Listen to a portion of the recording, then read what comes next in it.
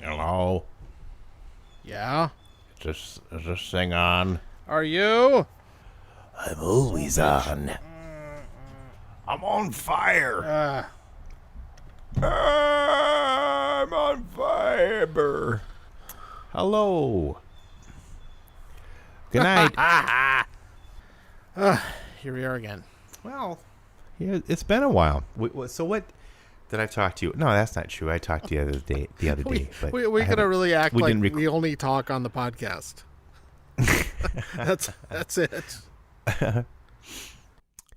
Yeah, no, I don't know. It's summer. Everybody kind of understands. We're kind of on a slow period of time. We have vacations. A slow period.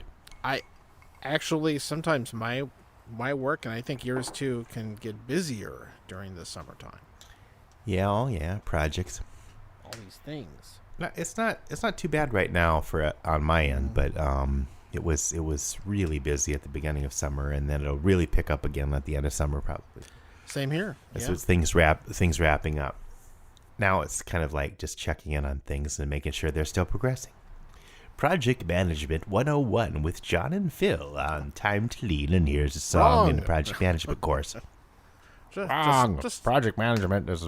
Yeah, all you have to do is just yell wrong at people all day. Hello, this is Leopold Zook, and I won a contest to be the guest narrator on Time to Lead, and here's a song. This is episode 64. I like to listen every time it's on. They don't seem to have a set schedule, no, do they now? My wife, she doesn't listen, but she can't hear anyway. Here we go. It's like that famous.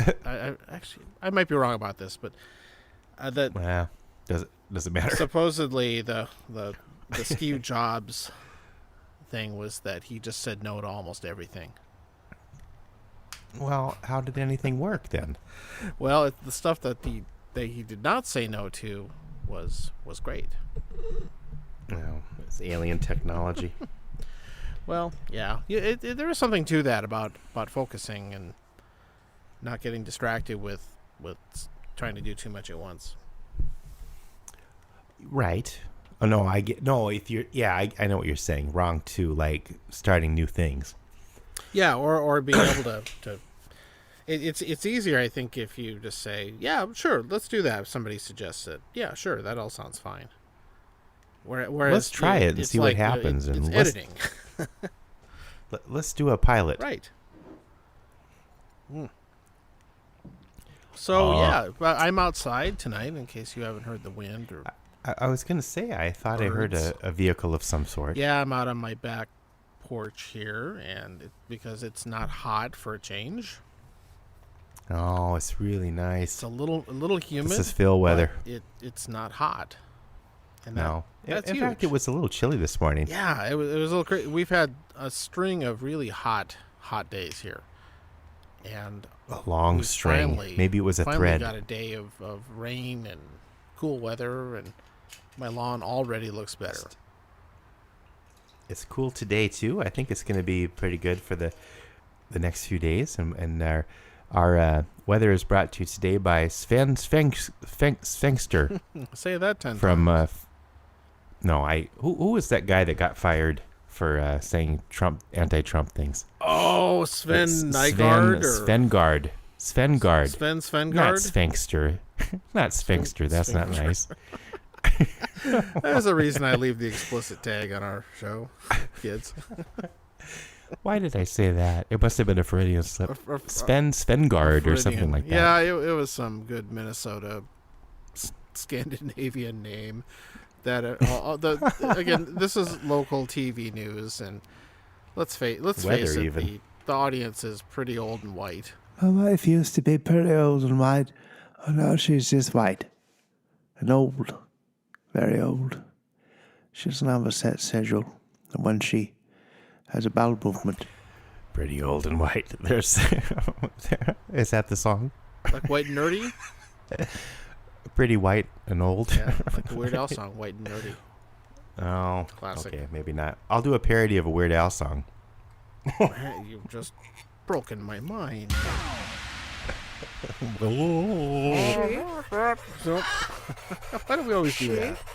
tribute to Sean.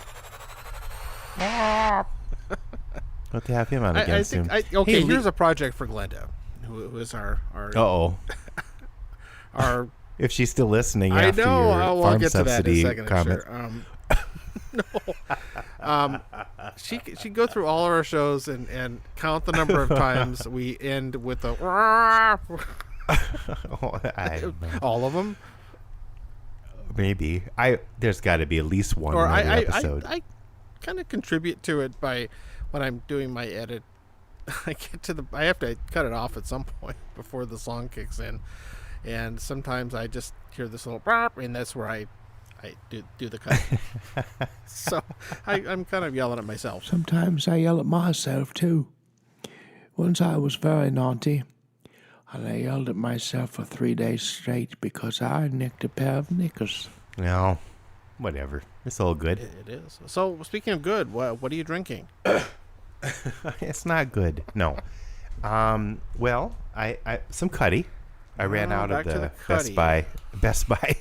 What would that Scotch be like? Best Buy Scotch. It's very yellow. It would have to be piss-colored Scotch. Or blue.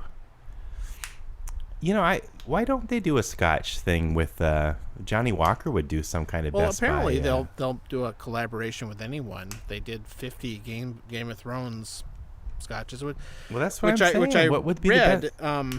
if you believe the internet, that it didn't really sell that well. I think they overdid it a little bit. There were at least 3 different Johnnie Walker blended ones, like the Fire and Ice and White Walker. Those 3, and they're all kind of similar. Just forgettable blended Scotch, and then they had all those single malt ones. It was just way too much. I think they got a little greedy there. And wasn't it kind of on the tail end of the Game of Thrones thing anyway? I think it coincided with the last season, the one that so many people didn't like. Well, who's doing the? Oh, not Rick Bronson. That's the wrong name. Nick Offerman. Oh yeah. Who's doing that? Who's doing that with him? That's Lagavulin, of course. That's right. His Yep. favorite That's single right. malt. And that one makes total sense because not only was it on Parks and Rec. I mean, he goes to the distillery on one of the episodes. Oh, yeah. I should. Watch I love that show. Yeah, I still have it. Add it to the list, the West Wing list. Oh, the big list. Mm-hmm. The WW it's list. such a fun show to watch, and they go down easy. Just like perhaps the Nick Offerman blend. I'm not sampling it tonight, but maybe next time. But it's very good. Okay. But that's not only that. Is it a just a show tie-in, but the actor himself is an enthusiast of it. Well, so I probably helped pick the blend too. I gather there was some kind of collaboration there, and it's actually. I mean, Lagavulin is always good. I've never had a bad one. It's one of my favorites. So he's not. He has good taste. Maybe someday I'll make a special blend with Cuddy, or Pine Sol Costco. Pine Sol edition. Phil's special Costco blend with Phil Hunter. The Time to Lean. We should have a Time to Lean blend somewhere. There's any whiskey companies? Gold Wash. No. Yeah, we'll call it Gold Wash. So what? Okay, so you're drinking Cuddy. Yeah. Okay. Oh, and I tried a different thing, but I'll talk about that later. I am drinking a blend also, although this is a blended malt. So blended malt, let's review. Yeah. So a single malt is a single distillery, all malted barley whiskey, right? That's what a single malt is. I'll take your word for it. If it says just blended Scotch, it can have any combination of malted barley whiskey from any number of distilleries. It doesn't have to be one. And it can also have column still grain whiskey in it, mixed together. Which is probably what I'm drinking. That's probably mostly what's in Cuddy and Red Label, all the budget ones. And there's this kind of third category called blended malt, which is like a single malt, except the malts are not all from the same distillery necessarily. Okay. and they're less common, and probably the most well-known one is this thing called Monkey Shoulder. That's made by, I think it's by the same parent company as Glenfiddich makes that one. Yeah. And Johnnie Walker Green Label is also a blended malt. It's the only Johnnie Walker that's like that, actually. Green. Yep. Okay. It's all 15-year-old single malts blended. I don't know if I've had green. I must have at some point. I've had it a few times. It's my favorite of the Johnnie Walker lineup. It's also not grotesquely overpriced, unlike other ones. Is it harder to find? I mean, it's not as easy as Black Label, but most liquor stores have it. It's in the $50-something range. Oh, I see. Maybe I didn't look up high enough on the shelves. For the equivalent of 15-year-old Scotch, it's not bad. Oh no, yeah. When you put it that way, it's very good. Yeah, it's again has a lot of different flavors. But last time I tried it, it was good. But this one is not quite in that league. It's called Copper Dog. Copper Dog.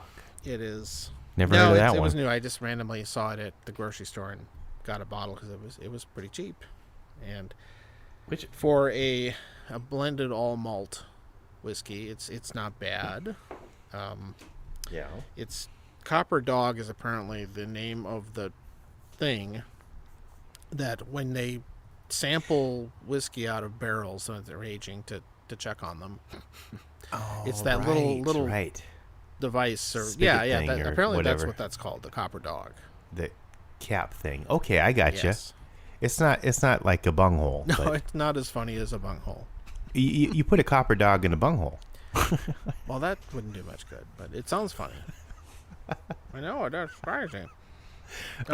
This stuff, it's 40% alcohol. It's probably filtered and fake color and all that stuff, but it's a nice,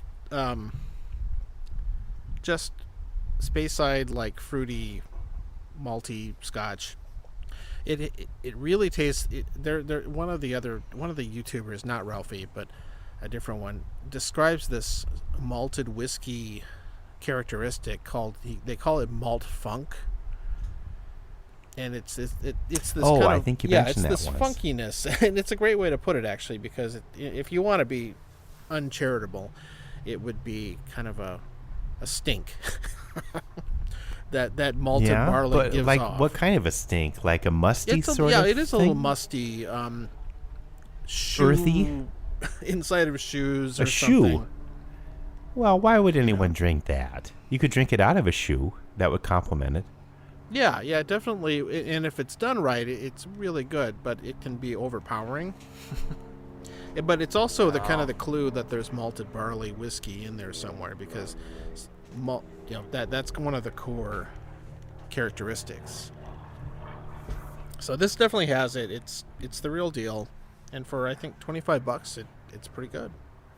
Oh, that's a good whiskey price. Yeah, we don't know how old it is. Well, but it's at least 3 years old. That's the minimum. Well, I paid $25 for something because I like to try new things, and I tried that, and I'm trying to cut back on alcohol a little bit post-pandemic here. But so I tried this. You've heard of maybe you haven't, because why would you go get one of these things? But they're zero alcohol. Well, they have different. This is a zero alcohol whiskey from Ritual. There's another company called Kentucky 7 or another brand called. I've seen this before. Yes. Yeah, I don't know. It was one of those things that I wish I could have tried before I bought it. But anyway, whatever. There's another company there's another brand, different company puts out called Kentucky 74 or something like that. And there are more coming out. So maybe I'll try other ones too. But so I got this Ritual, and I tried it, and kind of one of those things like, I've had a couple whiskeys and maybe want a third one or something, so I put that in instead. But it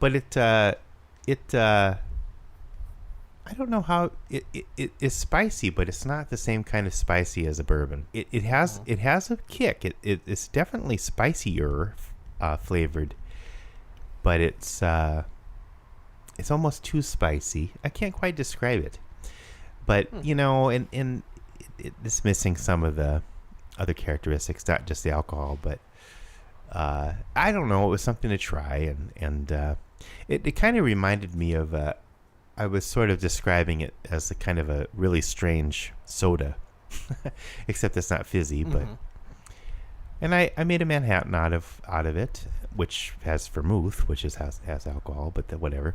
I didn't get the non-alcohol. I would think it'd be easier to make vermouth non-alcoholic, but probably I could wine, just use some kind of cherry flavored or something. But yeah, it was okay. The other Kentucky 74 is the other one that I was looking at, and that was like $35.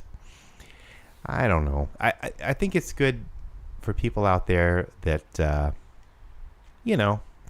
can't or shouldn't drink, and maybe I'm in that category sometimes. But well, maybe that'll improve. It's interesting that you can make that work at all, considering that a lot of the flavor compounds are really attached to the alcohol. The alcohol itself doesn't really have the flavor. Those essential oils or whatever they are, real Corinthian leather, all get they kind of are carried by the alcohol. So there must be some food sciencey way they figured out how to extract that or reproduce it. They're working on it still. I think it must still be kind of new. Now, for other things so this company also has a rum alternative and tequila and gin. I was going to say vodka, but I don't know what a fake vodka would taste like, but I don't. That's weird. I've read this is becoming kind of trendy because, people are looking at cutting back or, trying different things and still having cocktails. Maybe they'll have Cuddy Zero or something like that. Yeah, right. Jimbo Zero. I don't know. but I have a feeling this will get better, just much like the fake meat thing we've talked about yes, last time. Yes, the one that got me in so much trouble. Yeah, I don't know. I think we lost our biggest fan. This will be a test. I don't know. Yeah. It would be interesting to. I mean, Glenda is in the. She's not a lobbyist, but a lobbyist. No, she works in the business, right? Yeah, of course. So she would definitely have a different perspective and more knowledge than we do. But I don't know. I've always read that. I didn't think the things you were saying were inaccurate. No, I think the way I would put it is maybe you phrased it wrong. I'm sure I got something wrong, and that's fair. But I just can't see how cattle can be raised for food at the prices we pay without something else contributing to that. Now that isn't to say that people like her dad or her family that raise cattle are benefiting I'm talking about from mass-produced factory farm kind of stuff. This isn't like I don't. If you pay for high-quality grass-fed, all that stuff, it's much more expensive. It's like right. that one. I forgive me if I mentioned it last time we talked about this, but it was so long ago. That Ugly Delicious show that was on Netflix. Yeah. They did an episode about beef, and that was also interesting. That's probably what got me thinking about it again. But they talked about the economics and how the environmental impact factored is into the undeniable. economy. Whether or not the government is helping out with that or not, it just takes the amount of everything that it takes to raise cattle is just huge. But just looking back at my experience in growing up with the rancher friends I had, I don't think that. I guess they were grass fed, not grass, but well, corn is the conventional. modern But way. no, they were just out on, I don't think that Glenda's parents or other people that are raising cattle in that I don't want to say market isn't the right word, but they're not. I don't think they're the problem. It's much less of an issue, their cattle, because I think their it's, cattles are on these pastures. it's Well, more yeah, the sustainable methane and whatever else. Yeah, it's much better than all the feedlot stuff, and again, I am happy to be corrected on all this stuff in a non shining kind of way, but Well, we'll have to have her on for a rebuttal. yeah, okay. So we will make sure that stays alive as a topic. Speaking of The Shining, did you see that thing where this week was the 100 years anniversary of the Overlook Hotel 4th of July ball picture? I did. I love Isn't it. that fantastic? I just love it.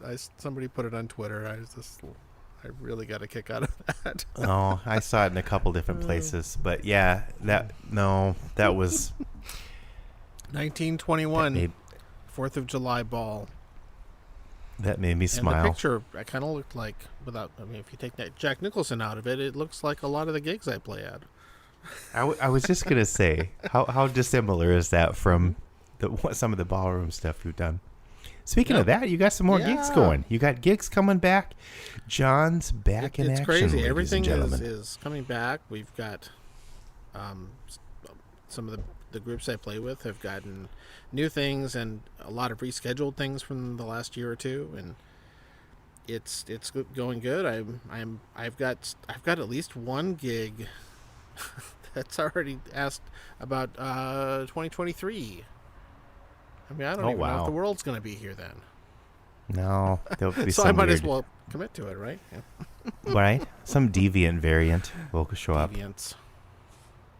The deviant variant. Yeah, so that's really nice. By the end of the summer, it's going to get busier, and I'm very. I'll kind of miss having so much time to lean. Hello, this is Leopold Zook. I won a contest to be a narrator on Time to Lean, and here's a song, episode 64. Wait. I did this already, didn't I? Mother, is the kettle on? I need some more tea. So to speak. Well, but, and you do have to drive to these gigs. I mean, sometimes they're in Stillwater or wherever else. right. They're all over the place, and there's one ballroom I think the gang is looking at doing that's even further out. Oh, John was in a far-out gang. Either Peebles. So, but Yeah. that's the way it works, and we all just love to play. It's because you love to play, though. It's not because you're like, hey, I'm going to make $1 No, million on this it's, gig. It's not a big money maker, at least for me. I mean, If I know people that make if you it work, factor, but playing for the most part, playing anything related to jazz is kind of a loser of a proposition. well, you factor in your travel time absolutely. and how much beef you had to eat and that kind of thing, and the and methane I really, you produce. And to be honest, I blow half my gig money on toys, like electronics, and Oh, I thought you were going to say booze. that too. I don't. Yeah, we've been thinking about getting better about budgeting and things like that, and that's kind of a good and a bad thing when you start to see where all your money goes every month. No, yeah, Jody and I went through that exercise. Well, yeah, we've gotten a lot better with that, but yeah, when you start looking at it, it's like, wow, I'm spending this much on that. It's Yeah. like, yeah, Exactly, and we're it's a good thing we're to do. trying though. to get to the point where we can buy another car, and making room in your budget for another car payment. We don't have one now, and is kind of a wake up call. That's You'll figure it out. no doubt. And okay, so summer vacation. I noticed you put something on the Facebook page about that. And, Yeah, I probably should have done it earlier. We could have read some comments. well, we'll make it into a quiz show with your comments. Maybe, and here it comes. No. Andy, what are you doing? Andy's busy because he got a new puppy recently.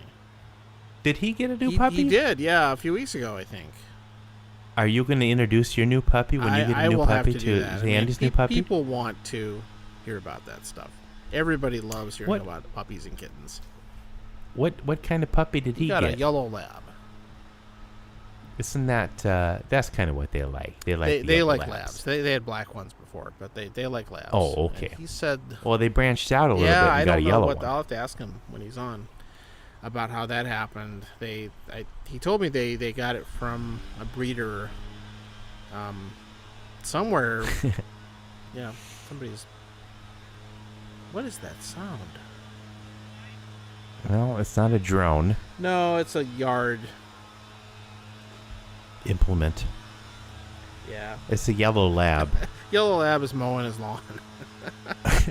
An electric lab. No. How many kinds of labs are there? Chocolate, black, and yellow. Those are the basic ones. There's also a newer version called the silver. And that's actually what the neighbors over there have, funny enough. A silver lab? Yeah, they're this kind of gray color. Oh, weird. And that's one I hadn't seen until relatively recently. And I think they're somewhat unusual in how often they pop up in a litter. So when a black lab gets older, it gets a little gray. No, these are just they almost have a greyhound kind of a coat. How strange! I've never seen one of them. I think it's a variation on that. Like you'll get one out of every litter every so often, or something will be like that. They'll find a way to capitalize on. Well, I'm sure they're more expensive than the garden variety black and yellow and chocolate ones are. They'll find a way to make them more common. Yeah, I mean, I'm not sure what I guess some people like them because they're. I mean, yellow and blacks are probably the most common, and they're very popular in the dog. People want something different. Yeah, exactly. And then I've also run into people that really get into the doodle breeds. Poodles crossed with you name it. Yeah, that Pugadoodle is pretty weird though. I'm not. I don't know. I'm afraid somebody will get offended if I rant about doodle dogs. No. Well, but or I already have done it, and who cares? but we've done some weird things to different dog breeds over the years, the thing to keep in mind, of course, is that all these they're all human bred creations, really. Sure. They are so far removed from wolves and all that. Unless you have a dingo or something. Yeah, there are some that are more true to their ancestors, but most of the ones people own in our society are kind of artificial in a way. And some can barely breathe. Yeah, I'll give you the short version of my rant about. Well, I'm not a fan of flat-faced cats and dogs like pugs or Persian cats, or they want to have little doll faces and make them more weirdly human, and I don't think it's a great thing for the animals. They're not healthy, and I don't think they're cute at all. So I guess if I thought they were cute, maybe I'd feel differently. But there's a movement to correct that. So. Well, I'm not the only one who says that this is not new. No, people just go crazy about, say, pugs, and I don't find. Sorry, Lee, but I don't. Oh no! May Sunny rest in peace.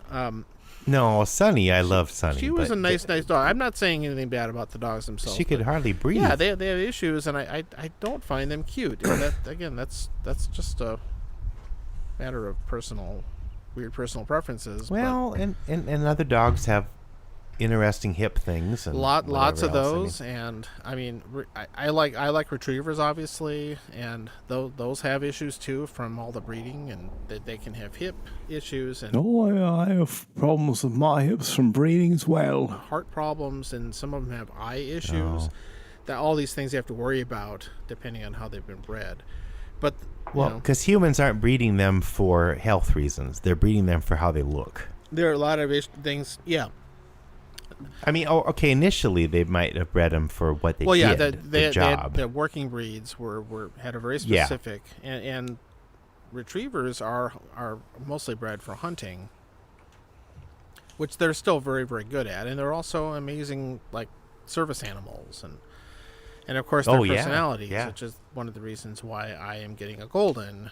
But it's really the doodle thing seems to me like I know why they're doing it. It's because they think they're going to not shed. So they want the personality of, say, a golden, but they want the non-shedding behavior characteristics of a standard poodle, because they don't have dog fur, they have hair. And the thing is, and I've spent a lot of time on crazy dog forums, so take it as you want. But these first of all, they're not actual breeds. they're kind of just they throw them together, and I think that the reason why that gets a knock is because you don't actually know how the genetic die roll is going to go for you. So you might get a hypoallergenic dog that does not have dander and upset your allergies, but you might not, or you might get part of it, and the personality is not very predictable.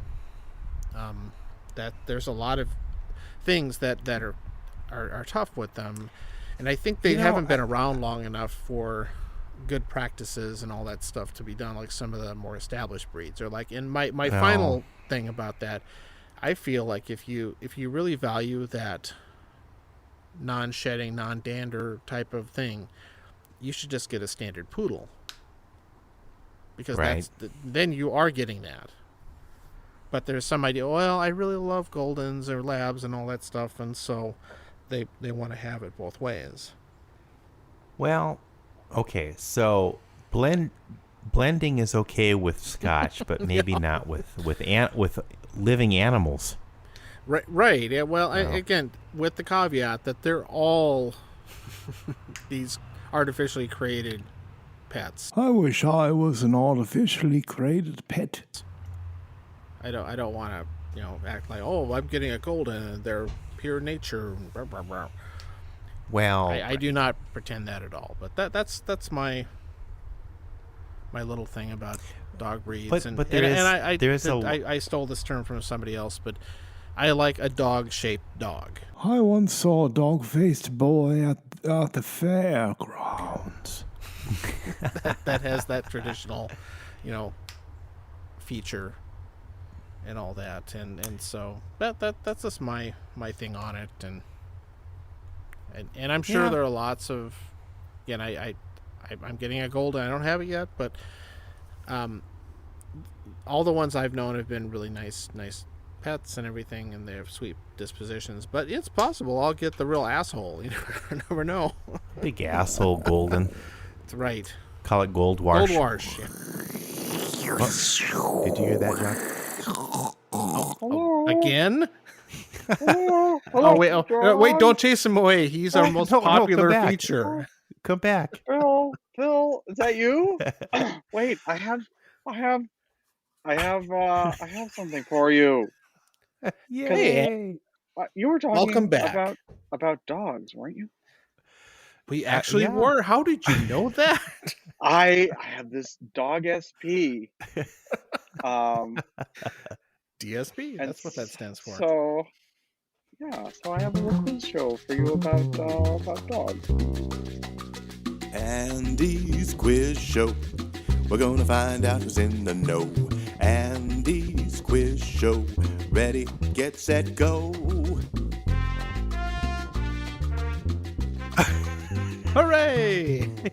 So here's how I want to do this. Now, I don't want it to run afoul of any trademark. But I figured, imagine, if you will, like a blue set of squares with categories of questions, each with some value on them, descending. So, for example, we have dogs in media for 100 milk bones, 200 milk bones, and 300 milk bones. We also have dog names for 1, 2, and 300. This milk isn't bones. called pupperty, is it? It could be pupperty. It's satire. It's all good. We have Puppity. dog puppery. Just Not gets potpourri, better. but puppery. I got it.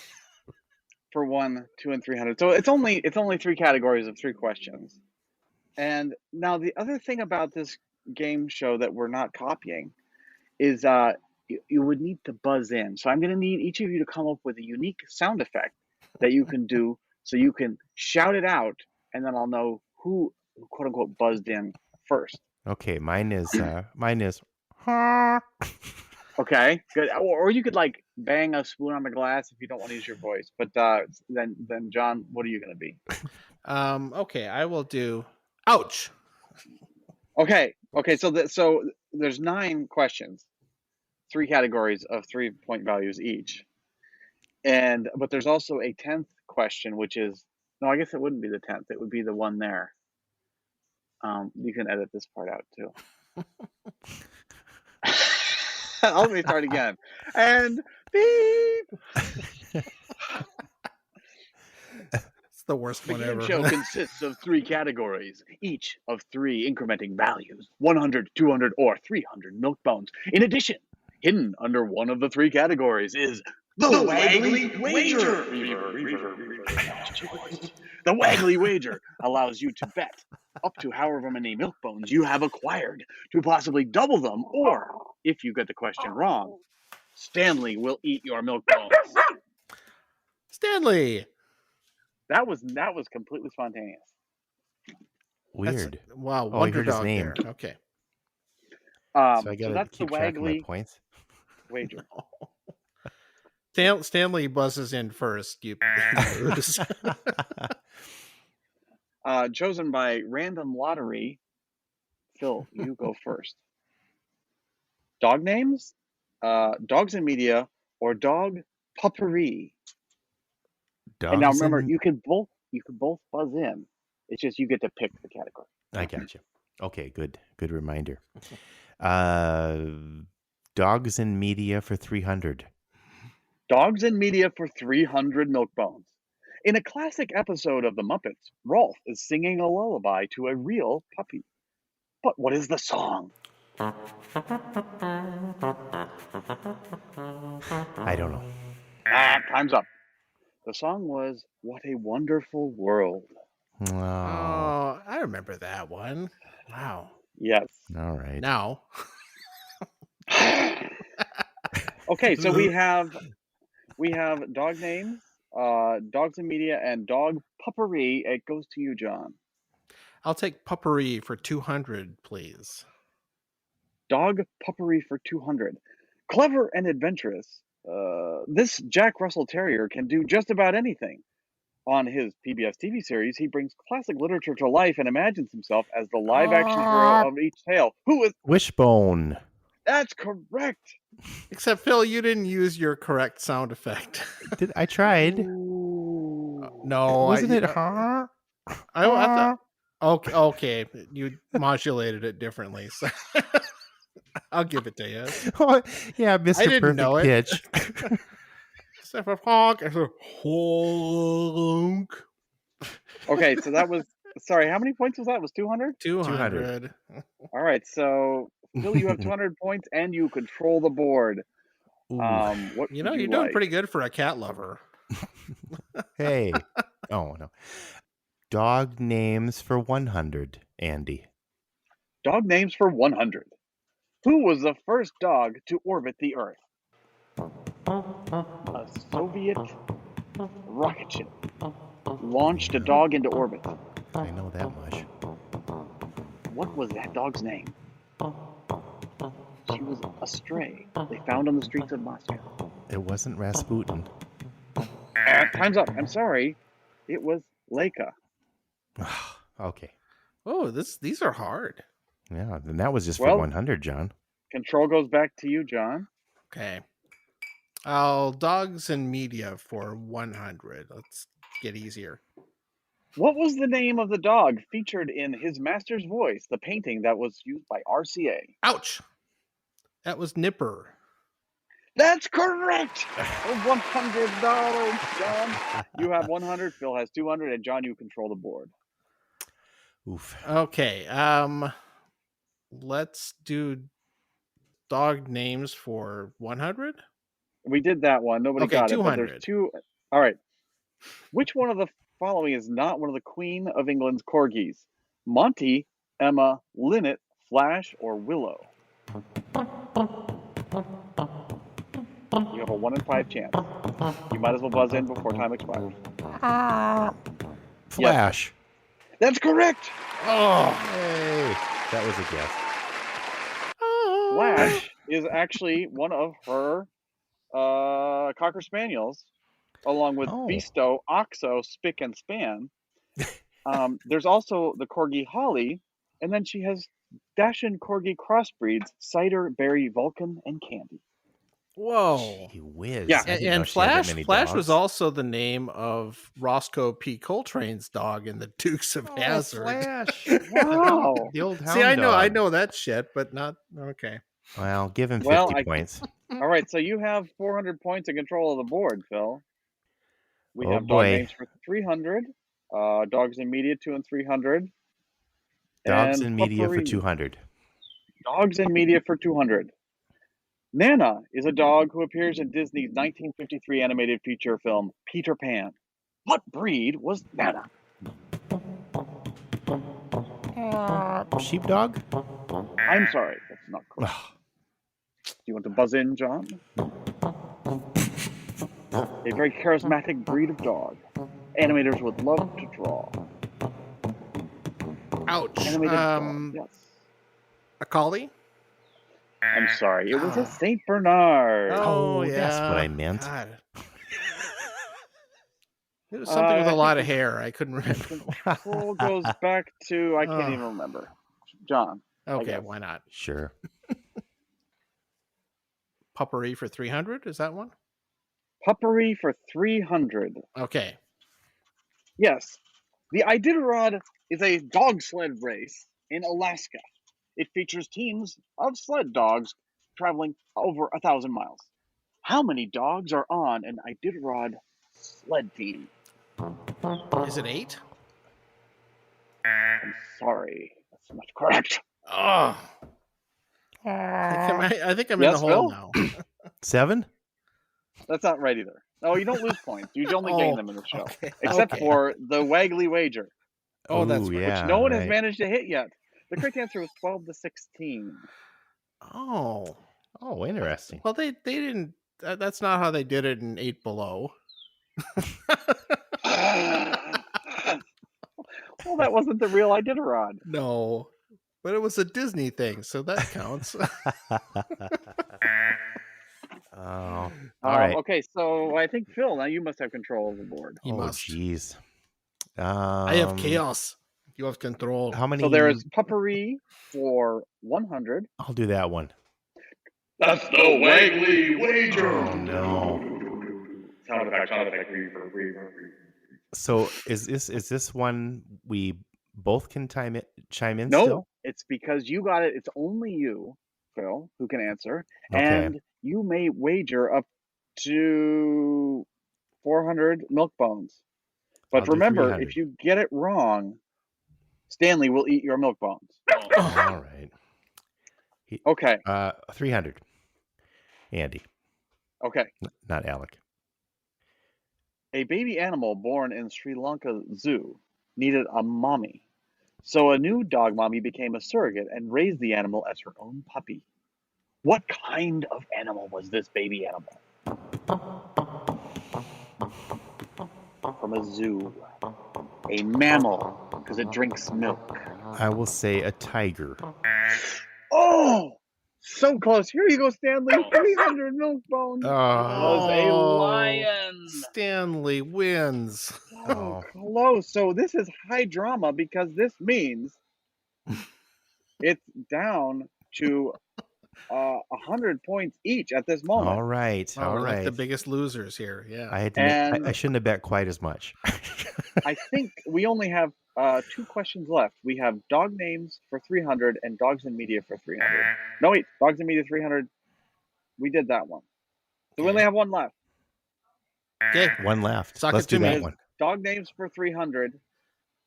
Here it is, the final question for the boy. game. What is the name of the Pekingese that won the Westminster Dog Show in 2021?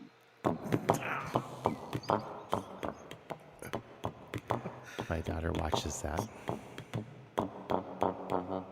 Pekingese pie. I don't know. Ms. Yes, Chow Phil. Chow. Phil. It is not Chow Chow, and it's not Pekingese pie. It is wasabi. Well, what do we do now? It's a tie game. You don't have a tiebreaker, huh? I do have a tiebreaker. Okay. Are you ready? He's always let's prepared. try. We can both miss it, I guess. Okay. All You'll right. never get to sign off now. Why are Dalmatians firehouse dogs? Was it because A, their bright white fur and black spots make fire trucks easier to see? B, way back when fire trucks were pulled by just horses, the dogs would run alongside and provide comfort to the horses. Or C, Dalmatians are immune to fire and can run into burning buildings to rescue people. One. Phil, One. it was ABC, not 1, A. 2, 3. Hey, that's not right. John, it's down to you. You have a 50-50 Ouch, chance. B. That's correct. We have a winner. I'm surprised because Dalmatians are kind of assholes, aren't they? I don't find any comfort in a dog running by a horse. What a I don't strange, think a horse what a would. strange So- thing. So when they're trying to run through crowds, the asshole dogs would bark and clear the streets so they wouldn't get run over by the horses. Also, they would like guard the fire Oh, that wagon makes more while the sense. firemen were in putting out the building. But also they did comfort the horses who didn't want to go near that close to fire, and so the okay, fact their okay. buddy horse, their dogs were there would help them out. So All right. See, I just offended all the Dalmatian fans. that's right, Dalmatians, they serve a As purpose. if Disney hasn't done enough, but It isn't all Yeah. black and white with Dalmatians, John. There's a little bit of a gray area there. Oh, wow. Nicely done. well, great. Well, thanks, Andy. Thank you, and thanks, Stanley. I hope he enjoys his bounty of milk bones. They should have sponsored us. That's right. Yeah, he's got. Yeah, I'm not sure I'll give him to him all at once, but 300 milk bones, buddy. That's a lot. Give him a Scooby snack from me. Okay, 300 milk bones and 1 Scooby snack. Oh, Oh yeah, he's chewing on my fingers right now. Well, Okay, thanks, well, Andy. with that, I'm gonna go fall Yes. back into the black hole of the quiz minds, and I'll Oh. maybe see you be again. careful out there. Don't I hope so. forget me. Bye.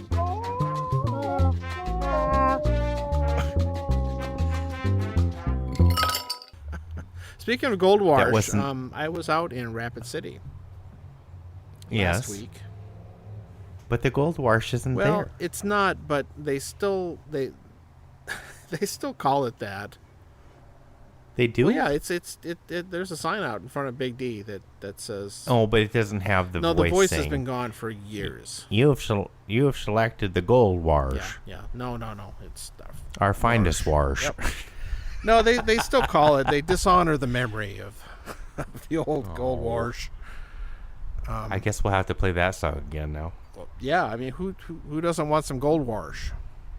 But I got to see a bunch of people, and my brother Rob, who I have not seen in person since 2019. Rob Rob K, K, friend of the show. friend of the show, who never appeared to talk about westerns No, yet. I'm still working on that. You just had to go on without him. I You watched watched them all the shows you Yeah. talked about. I've started the new project. Have I talked Well, about he has that? a fear of Yeah. he has a fear of commitment. No, I don't know what. My new What, viewing project. I'll cut this No. out. No, wait. The Titanic You one. haven't talked about it before, but I do need to take a break. I need Okay. to visit the restrooms I and get agree. some more ice. We'll be right back. I don't know why I said restroom plural. I'm going to visit many all do of you our have? restrooms.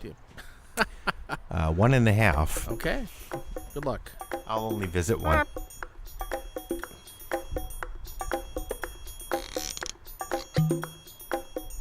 Try it on ice. It's nice. With a copper dog. I hear the door close. Phil's back. And he's opening the cutty. I can hear the screw top. Cutty 2. Electric boogaloo. Cut this. Wah-wah. We haven't had a break in the show for a while. Yeah, what's wrong with that? It's going to be a late eating night here, unfortunately. Trying to do that less, but my Well, special lady I hear it's not good for you. does work late one day a week, so it's hard. I don't know. Right. Oh, so anyway, back to Rapid City. Well, wait. So there were two yeah. things: Rapid City and then your project. What do we go with Okay, first? I'll get the project out of the way first. Okay. So you have the other project, which is ongoing. Your dad's movies. Yeah. Oh, that's 3 projects. Oh my God. Shit. And here we didn't have any topics. That one is the dad project. That's Is ongoing. ongoing. I picked away at it a little bit, but I should get back on that too. But for some reason I had it in my head that I should do this other one, which is much smaller than the Westerns one. I think it's only 4 movies, so easy. Oh, Maybe my it's goodness. 5. Yeah. So I'm going to watch not all but many of the movie depictions of the Titanic disaster. I was just gonna say, Yes. with the Titanic. Yeah.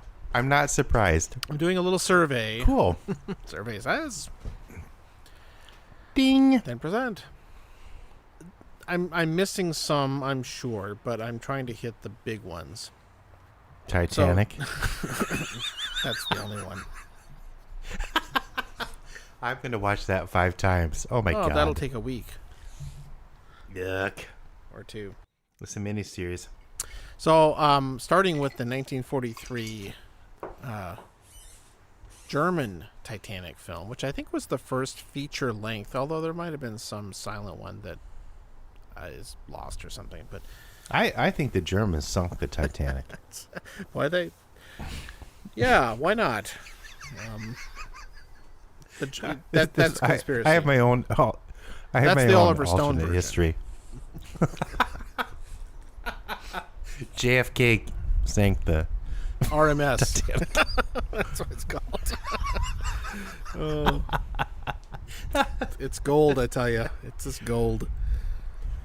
The 1943 version, Gold German, it was produced under Joseph Goebbels' supervision. So it's a boy. propaganda style, very anti-British.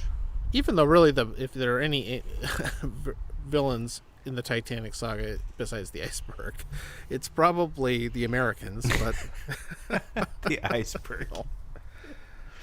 and They hit an yeah, iceberg no, lettuce. it's I haven't watched it yet. That's the one I'm actually most interested in seeing, and I think that I never heard of that. That sounds very interesting. until somewhat recently, I wasn't really aware of it either. I think it was hard to find for a long time, but somebody kept a copy, and again, it was made in the middle of the war. In fact, I've read that it wasn't Crazy. It wasn't really shown much in Germany itself, because by the time they finished it, the war wasn't going well, and I guess it just they didn't get to it. But it has it's a very anti-capitalist English. Like the greedy Okay. English are responsible for killing all these poor people, and Oh, okay. there's apparently a All right. scene.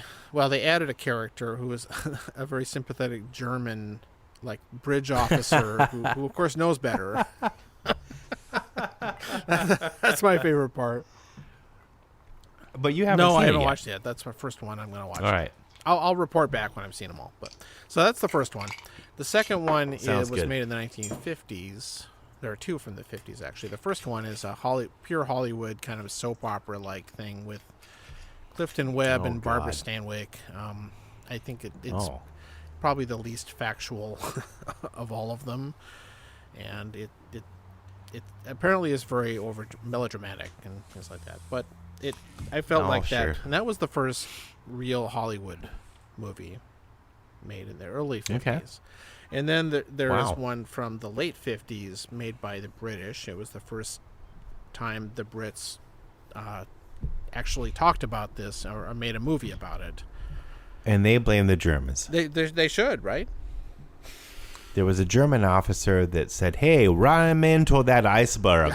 You're Swedish or Norwegian. Whoops, I don't know what happened there. Yeah. My Wait, I got to turn the dial a little bit. Ja, doesn't flip. No, That's a never mind. plot. It's not. My dial's not working. My accent dial. Aren't you glad you used dial? Because you stink. You stinker. Don't go. You were stinking. A Stinkenheimer. Good God. You're never going to get through all 5 of these. No, it's terrible. I keep interrupting you. Yeah, it's called A Night to Remember, which is considered the most accurate of them. It's kind of dry and almost film documentary style, I think. So it gets the details pretty good. Followed by the Marx Brothers one. should have made that was a good one. Yeah. That they A were Night on on a the ship. Titanic. If a night on the Titanic could look like you. No, sorry. That is the one where they're on a boat. That's Monkey Business, where they stow away on the ocean. Chevalier. Yeah, and they impersonate Marie Chevalier. Oh, wouldn't that movie have been funnier if it On the was Titanic. based on the Titanic? And they stow away in these barrels in the beginning of the movie. You remember that? And Yeah. then they're out in the middle of the ice flow, and they're all. And then they and end in the barrels again. Groucho's still making fun of somebody as they sink. Full circle. Hey, we're back in the barrels, fellas. It's a barrel of monkeys. Wow. I don't know what What he'd he was say. doing in a He'd probably barrel, say I'll never something know. fun. He'd say something funnier than Much what I better. said. Yeah.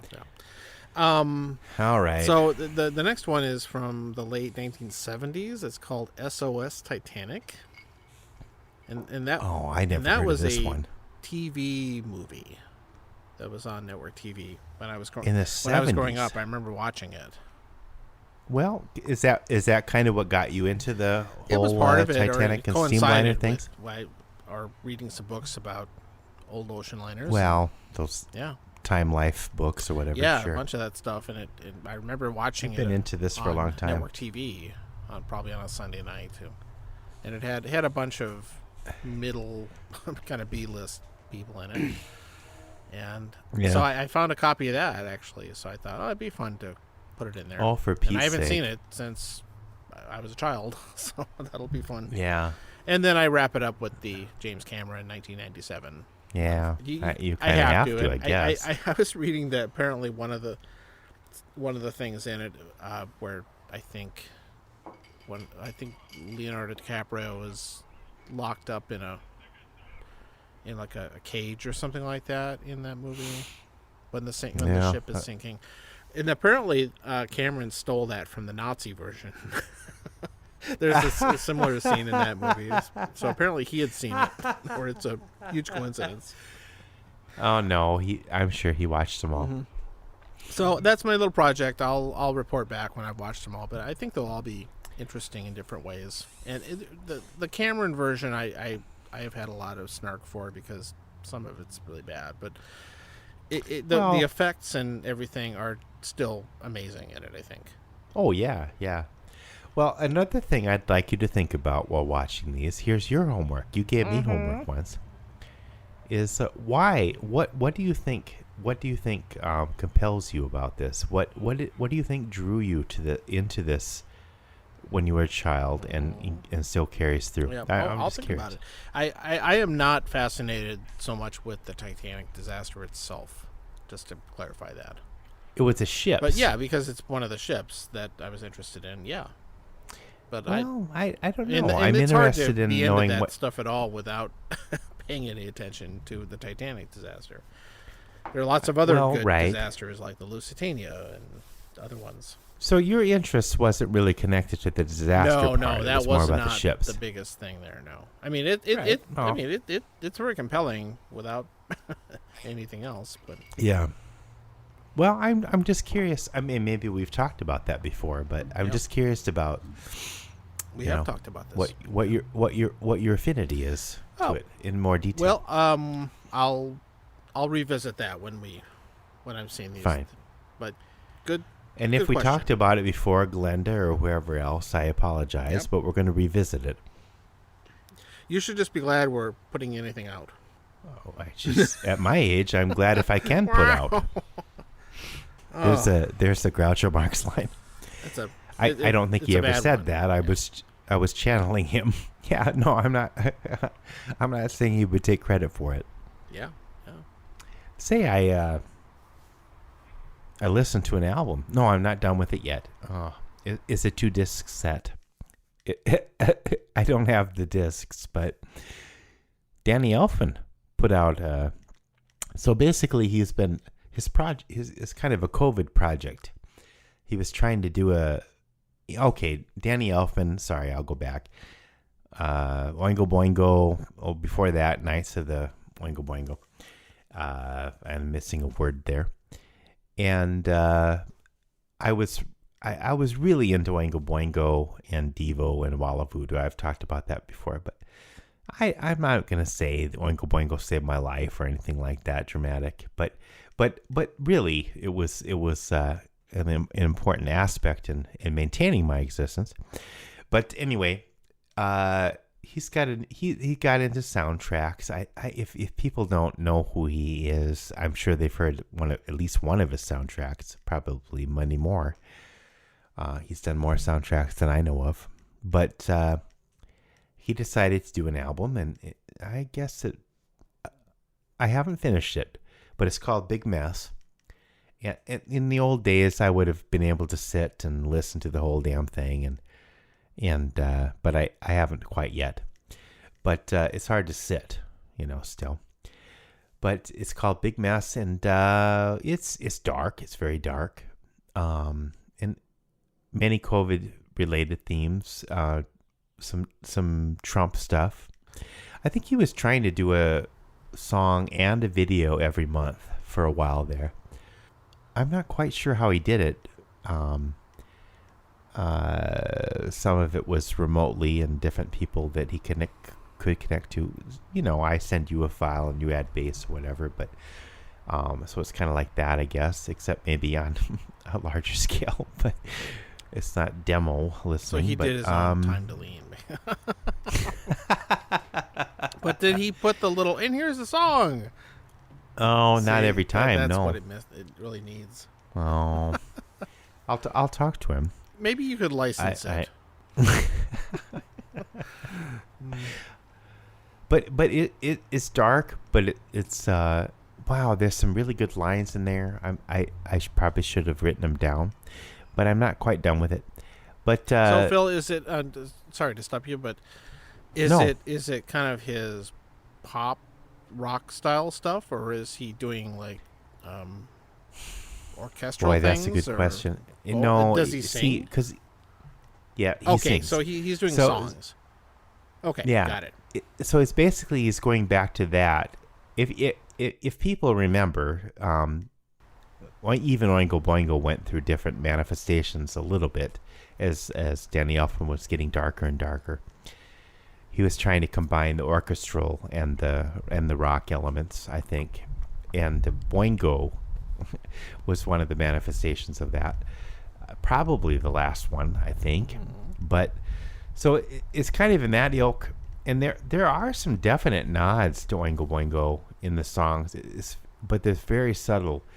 But I really appreciated them. It was like, oh, that sounds, it was kind of familiar, but not repetitive or anything like that. But it wasn't an exact homage, but to his old stuff. But everything he's learned over the years, he will put into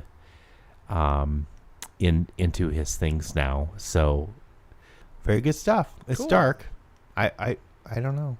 But I haven't finished it, and it needs to be listened to more than once. But speaking of Danny Elfman, it's funny you mention him because I was going to bring this up in our or what we've been watching segment. But the other night we watched the late 80s movie Midnight Run.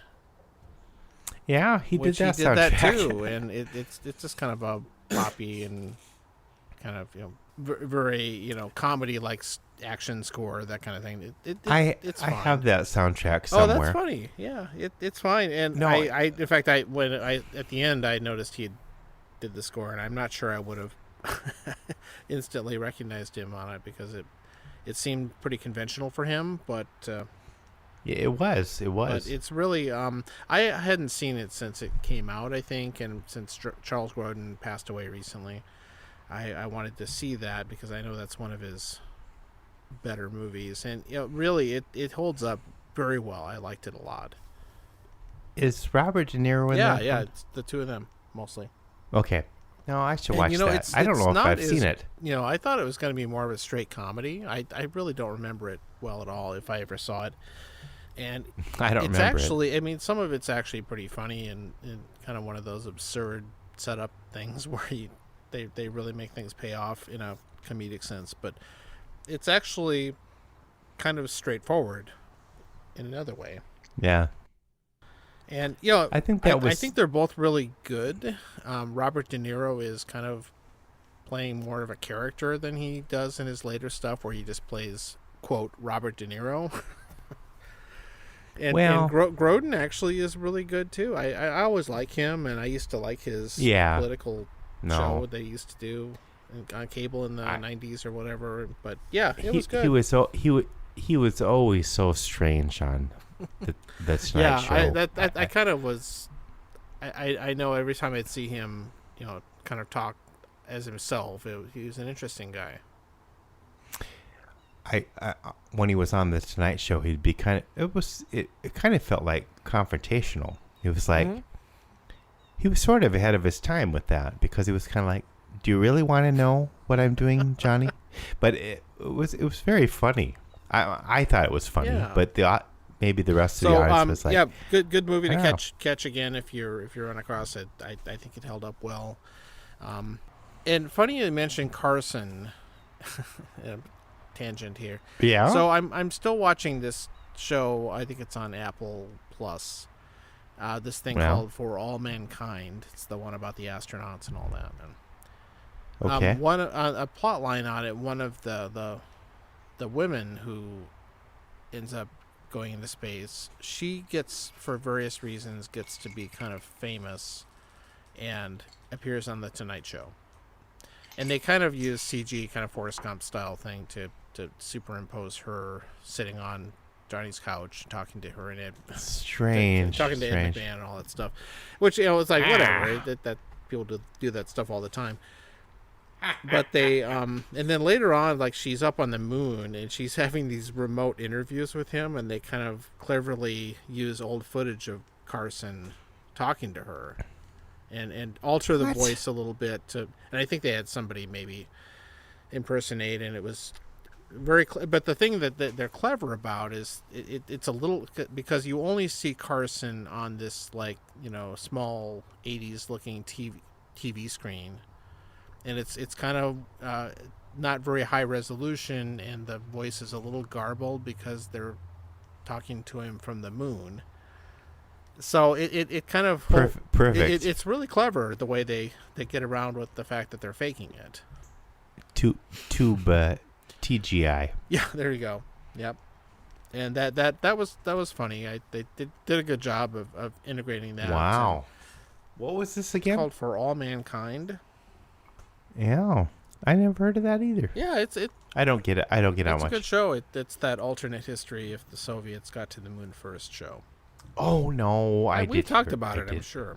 No, I know. People are tired of me mentioning it. No, I know they maybe have. not. Yeah. Maybe I think a lot of our fan base are at our age where they can't remember what we talked about either. Well, we get a lucky break then. I think. And before I forget, I was in Rapid City, and that was fun. I got all my favorite things done, like Taco John's, and Sure. Jerry's Donuts, And which that- is my favorite donut place no. out there. And that strip club over by the National Guard. Is that still strip there? Club. Oh, what was that called? Monty's Dong? No. Oh, that's your strip club. It's a garden. No, I know which. Shotgun Yes, Willie's? Shotgun Willie's. Rob knows about Is that that one. still there? Is that still I there? have no idea. I bet it isn't. I never I feel went like there. that- I was that always curious. stuff is I all always different wanted now. to go, but I never did. Shotgun Willie's. I was too much of a We chicken forgot to to go. mention that on the arcade episode. Did they have video games? I don't think what I you're have ever been talking- there. Sadly. Sad. No, I was afraid. Sadly, yeah. Oh, in the best Donald Trump kind of way. Well, okay. Before we go, Record Day. You got a little Record Day purchase. Yeah, Record Store Day, which some of you Oh, may have heard right. of. It's this thing, which I think since vinyl has gotten more hipster and popular again, isn't so much of a thing. But Fuckers. it is kind of one of these keep independent stores thriving things they do every year. And I guess a number of outfits will release special editions for Record Store Day, Oh, right. I get it. which is June. It's a marketing June, thing. Every year. And normally Last month. I'm past the point where I buy vinyl anymore and stuff like that, and for a lot of reasons. Do you even have something you can play I it do on? still have a turntable, which is a exact replica of the one that was in the Rapid City Central High School band room office. Coincidentally, it's a late 1970s Techniques turntable. I'm one of those people that knows that. That's sad. But anyway, I do have something I can play on. But somebody... So they released this 3-record set. It's actually 3 records of Jonathan Winters, the stand-up comedian. Unfortunately, he's probably best known for Mork and Mindy. Well, improvisational. Yeah, and of course the kind of mentor figure for Robin Williams, of course, and other Sure. people. Wow, he broke a lot of ground. He's always one of my favorites, and So innovational. is that a word? Innovational. It is now. Okay, done. It doesn't My sound right. my dad used to have LPs of his 1960s stand-up shows. Yeah, I had some copies. of Yeah, them. yeah, that's how I heard him. My brothers and I would listen to them. Really scratchy and Yeah, thin. they were definitely beat up because we listened to them so many times, and Oh, it was still so we funny kids though. just beat the shit out of them, just Oh, like it was we so did funny. everything. But It didn't matter. there were these shows he would do, and I just really thought they were hilarious, and so they're a little bit of a nostalgia thing. But this release was it's called Unearthed, which is kind of a play on words on one of his earliest albums. It's called Down to Earth. Yeah, right. And they basically released the first 2 LPs he put out of stand-up material, along with a bunch of bonus things like radio ads and little other short bits that he did that his estate found on he kept all of his tapes, and so they made this nice little set. And I think even Wow. the stand-up albums have extra material from them. I haven't listened to it yet, but it's one of those things that Patton Oswalt, who I really, really like. He's a Twitter guy. Yeah. I literally I saw him tweet about this, and I went and bought it. It's like, hey. Oh, I didn't know that connection. Yeah, because he contributed some liner notes to it, I think.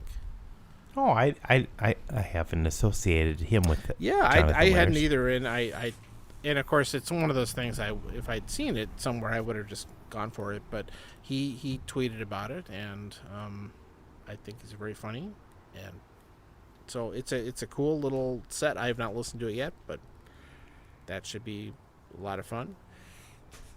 I want to hear it. Yeah, I'm sure you will. Yeah, we'll have Sean too. Yes, all the usual suspects will.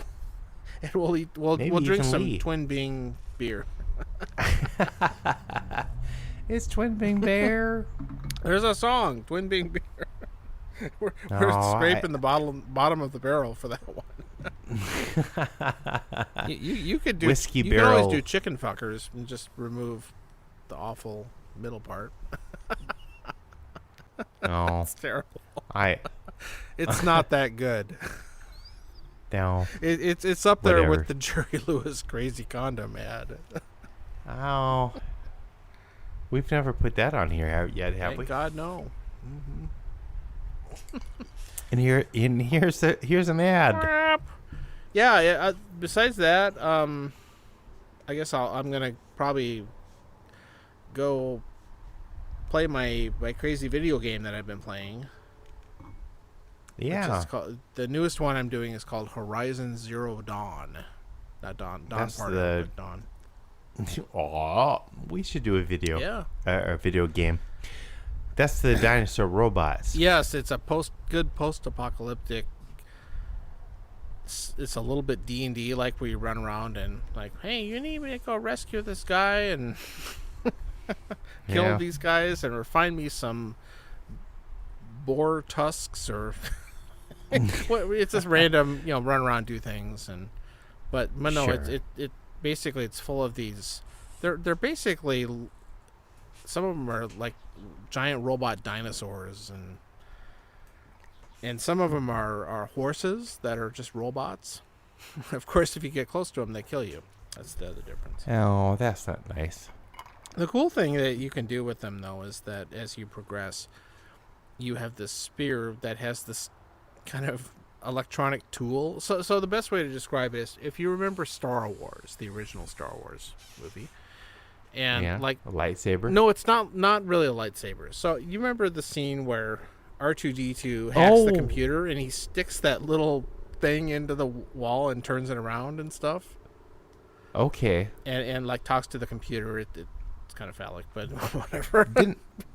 Yeah. But it's like in this game, when you get to this point where you progress, you like sneak up on one of these dinosaur machine robot things, and if you're at that point, you like take your spear and you jab it, and you can override it, like you hack into it and make it work for you. Oh, sure. And either you. you can get it to fight the other robots on your behalf, or in the case of some of the horse ones, you can ride it around like you have a horse. So where do you put the probe thing? It's not very specific, unfortunately. No, fortunately. Yeah, no, it's okay. And the thing that is I shared this with you over email, I think, but it's one of the I've been playing these other run around and shoot things games and jump blah blah blah, and I've talked about them, but this game is even harder than that because all these monster dinosaur robot things, you really have to know which type of thing kills them.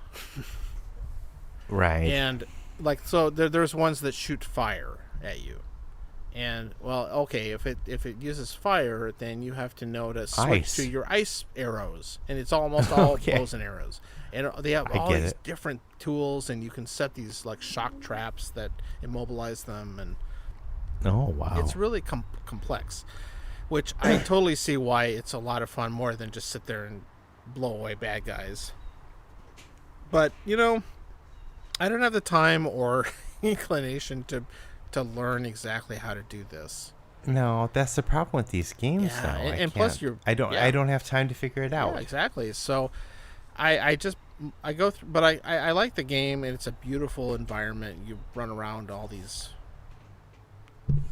landscapes and ruined buildings, and it's really I think cool. you're playing in grandpa mode too. There's a grandpa mode that you can basically one shot every single thing in the game if you're in that mode. And I think I ratcheted up to easy mode, which is a lot harder than grandpa mode. And the thing is, it lets you cheat basically. So what I do is I run around when I'm doing most things. I do it in easy mode where I have to fight a little bit, to beat things. But if it gets to the point where, oh, this is a pain in the ass, I pause the game and switch it to grandpa mode, and then I it's like that. Totally cheat. It's basically like putting in a code where in the old days where you'd put this little code on the Nintendo, and suddenly you can beat everything. But otherwise, I'll get tired of it, or I don't want to spend enough time. But I want to finish it because it's got some really cool things in it that I want to see. Oh yeah, and they're honest about it. They call it story mode. If you basically don't want to have to fight very much stuff, and otherwise you have to do a lot of fighting in this game. Like it's called an open world, if you've heard of that term. Sure. So. Oh, I like the idea. Yeah, you just kind of run around. You can go wherever you want to. Subquests. Whatever. Yeah, you can kind of choose the order you do things in, but you walk around on these roads and everything, and often you'll run into these robot animal things, and they'll just attack you. And you can run away from them, but it's kind of a pain in the ass if you don't have either. You can just sit and fight them all day if you want, but if you want to, I want to get on to the next part of the story. Right. So you have to do that. So that's where Grandpa mode is really, really good. And it's like in later in the game, these huge pterodactyl robot things will just randomly swoop down on you and start firing shit at you. That's not nice. It's really a pain in the eye. Oh, come on. Well. Let's see. How are we going to tie this up? I don't know. Anyway, that's the game I'm playing. Maybe that'll be it. And here's the song!